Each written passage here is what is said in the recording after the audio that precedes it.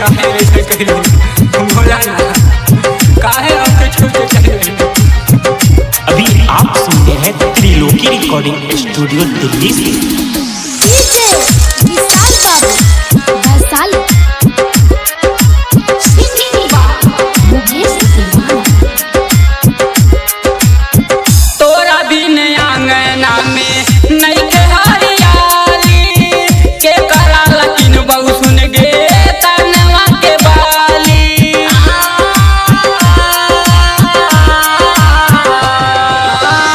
तोरा बिन आंगना में नहीं के हरियाली के करा लकिन बहु सुन गे तनवा के बाली।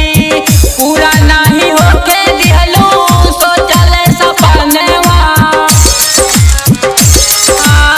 पूरा नहीं होके दिहलो सोचल सपनवा।